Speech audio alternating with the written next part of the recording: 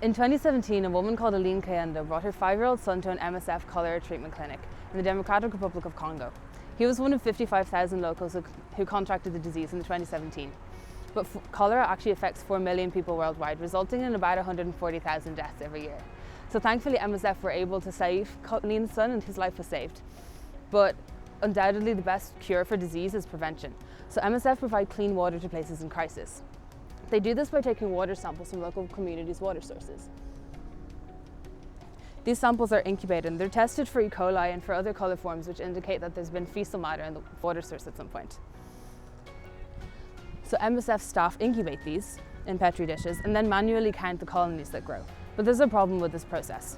Matt Arnold, the Water and Sanitation Advisor of the MSF, has stated that incubators are expensive, but they also do nothing but maintain a temperature. So that's the initial motivation for our project. My name's Joanna, and we're IncuBetter, and we've been working flat out for the last 12 weeks to help MSF fix this problem. This is Aidan, our head of hardware. Can I incubate this, Aidan? Thanks. Great, we'll come back to that later. But Aidan's headed the building of our €60 incubator. That's less than a tenth of the price of what MSF are currently using as incubators. So our incubator can analyse 4 Petri dishes at a time, and it uses computer vision to automatically count the colonies. It's Angelica and I who have written the code to do the computer vision.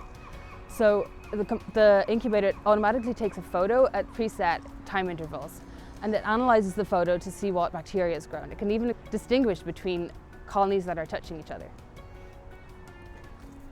Dylan's done a great job of building our user interface, in fact, and he's made our menu system too. That makes the box actually usable. And Morris is our head of research. So he's made sure that we hit all of MSF's needs and that he steers us away from roadblocks along the way too.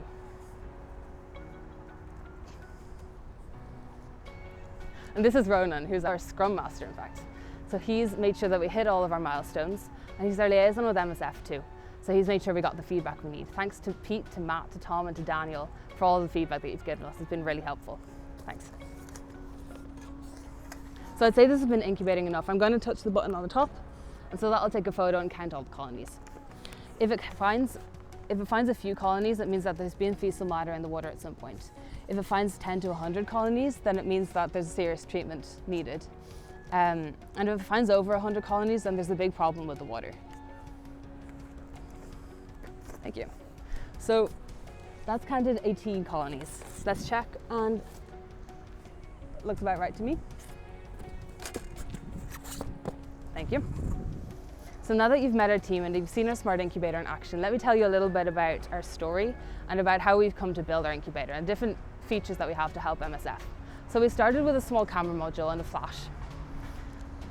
Then we built our way to include a heating module that can fit into any insulated box.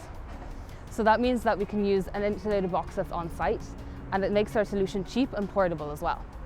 We built our vision code along the way, and we've also included battery and solar power capabilities as well as offline backup, which means that we don't need power source and we don't need internet to actually have this incubator working, analysing colonies. That's what I call a serious solution. With all of the work that MSF are already doing around the world, imagine what they could do with an incubator like ours. We are IncuBetter. Let's support safe water provision together.